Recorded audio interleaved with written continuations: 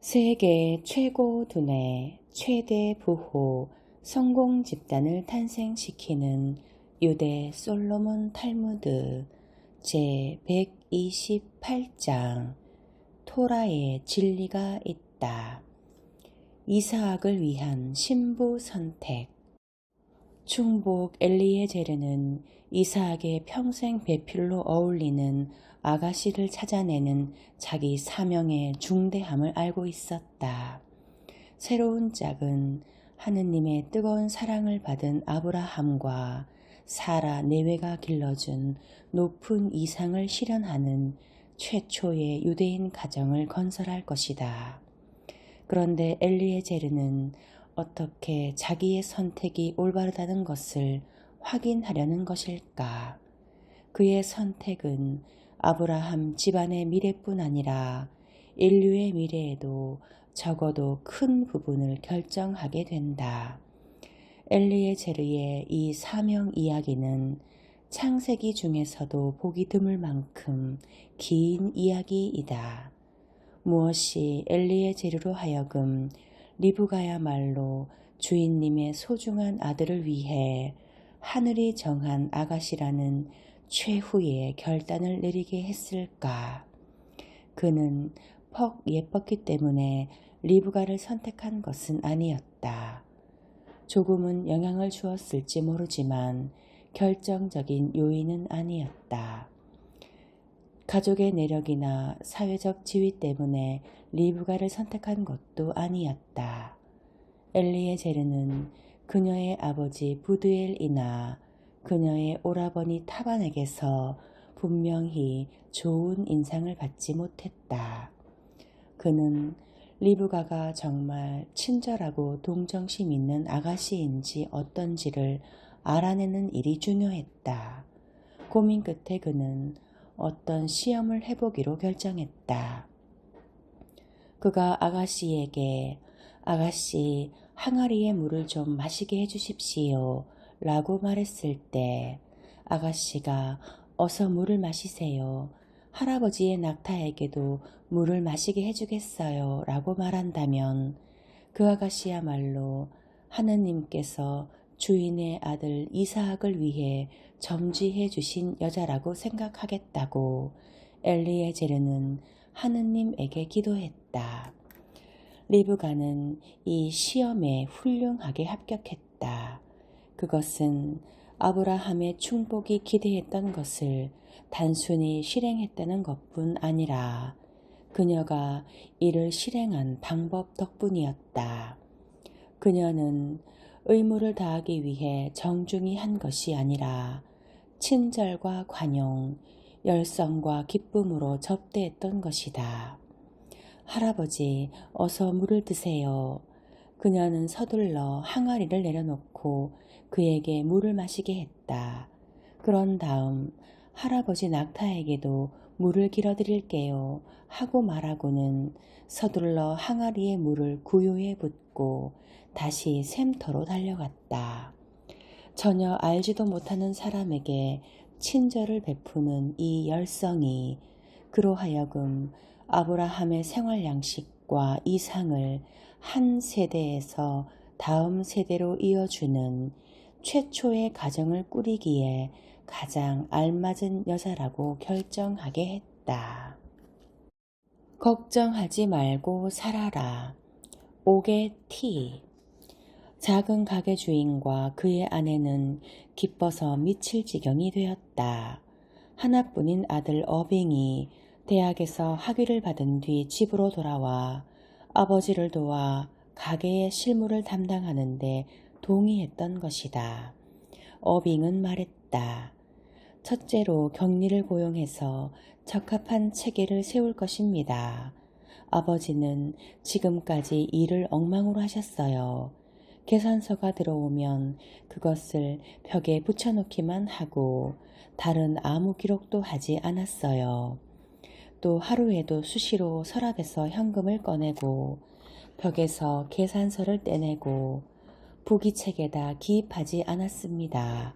그것은 좋지 않습니다.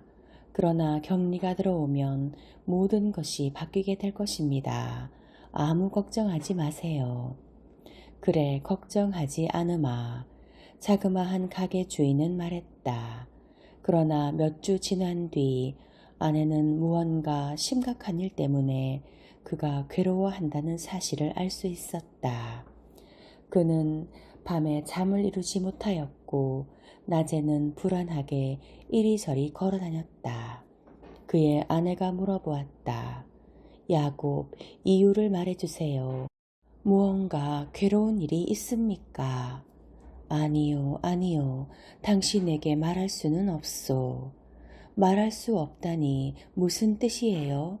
우리는 25년 동안 같이 살아왔어요. 그런데도 우리 사이에 무슨 비밀이 있어야 되나요?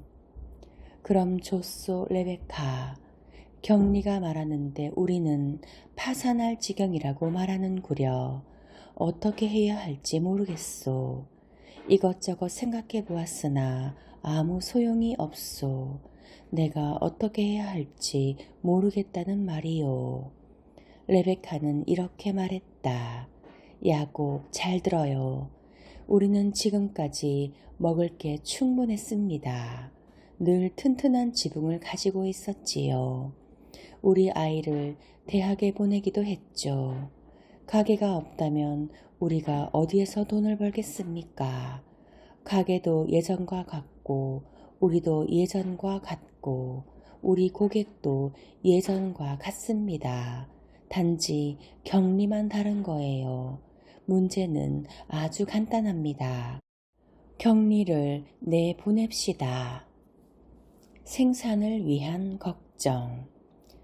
모직물 상인인 프리드먼은 동업자인 와인버거가 불면증으로 초췌한 모습을 보이기 때문에 괴로웠다.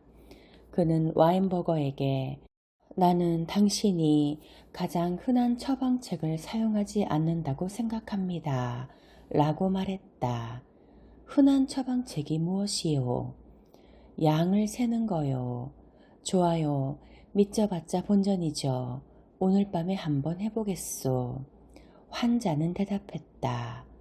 그러나 다음날 와인버거는 전날보다 더 초췌한 모습을 보였다.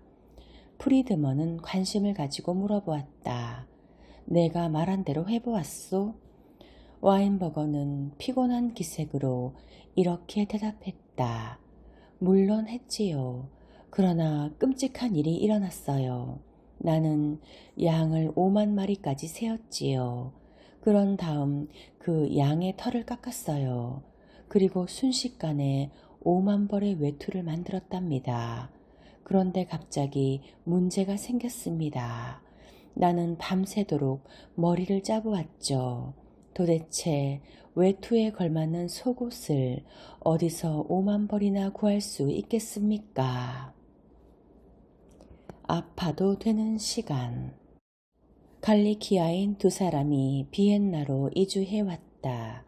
얼마가 지난 뒤 그들은 길에서 서로 만났다. 한 사람이 한숨을 내쉬며 물었다. 비엔나에서 살기가 어떻습니까? 다른 사람은 쓰라린 표정으로 말했다.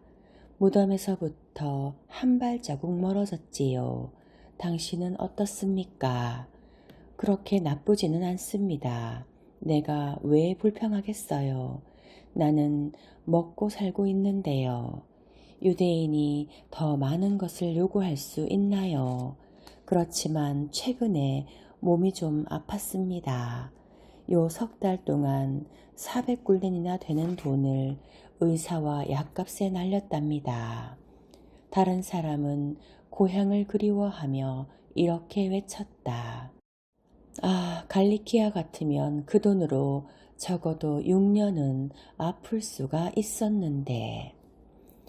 불면증을 치료한 의사. 앱스타인 노인은 불면증에 시달렸다.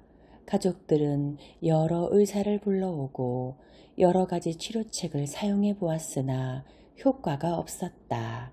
그러다가 뛰어난 전문가를 추천받았다. 그는 유명한 신경학자로 치료에 실패한 적이 없는 사람이었다. 의사는 집에 도착하더니 앱스타인 노인의 아들에게 말했다. 아버지와 내가 몇 분 동안 함께 있도록 당신은 여기서 기다리시오. 그리고 의사는 노인의 방으로 들어갔다. 그들만 남았을 때 의사는 말했다. 아주 간단합니다. 자, 나를 따라서 하세요. 내가 하는 것은 전부 하세요. 그리고 그 신경학자는 두 팔을 높이 들었다. 앱스타인도 그렇게 했다. 그런 다음 그는 팔을 내리고 숨을 깊이 쉬었다. 앱스타인도 그렇게 했다. 의사는 팔을 옆으로 들고는 3번 재빨리 무릎을 구부리는 자세를 취하고 손을 엉덩이에 댄 다음 5, 6회 미용체조하는 동작을 해보였다. 앱스타인도 충실히 따라했다. 의사는 이런 격렬한 운동을 한 뒤 약간 숨을 헐떡이고는 갑자기 앱스타인을 위험 있는 눈으로 바라보면서 달래듯이 자, 당신은 자러 가야 합니다. 라고 말했다. 그리고는 침대를 가리켰다.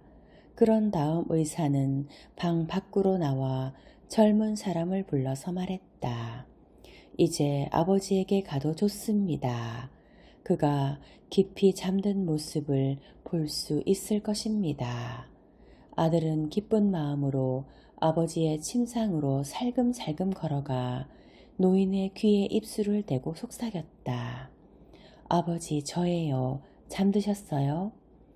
앱스타인 노인은 한쪽 눈을 뜨고는 아주 조심스럽게 이렇게 물었다. 미치광이가 아직도 여기 있느냐?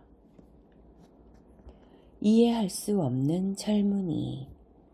한 번은 나이든 중매쟁이가 어떤 청년에게 못생긴 소녀와 결혼하라는 이야기를 하려고 왔다.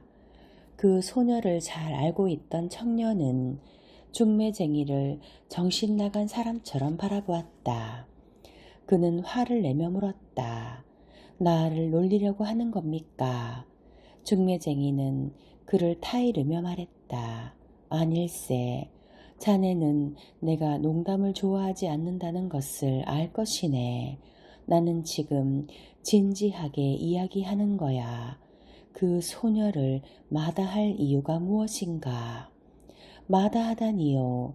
그녀는 눈이 멀었잖아요. 자네는 그것이 결점이라고 생각하나? 내 견해로는 그것은 장점이네. 자네 좋은 대로 무엇이든지 할 수 있지 않나. 그렇지만 그녀는 말도 못하잖아요. 여자에게 그것은 장점이라네.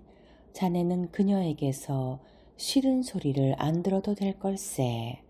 그러나 그녀는 귀도 먹었잖아요. 오히려 잘 되었지 않은가. 자네는 그녀에게 마음껏 욕을 해도 좋지 않나. 그녀가 어차피 못 들을 테니까. 그렇지만 그녀는 절름발이잖아요. 그게 무슨 결점인가. 자네가 다른 여자들을 따라다니더라도 그녀가 자네를 따라올 수 없지 않나. 그러나 그녀는 또한 곱사등이잖아요.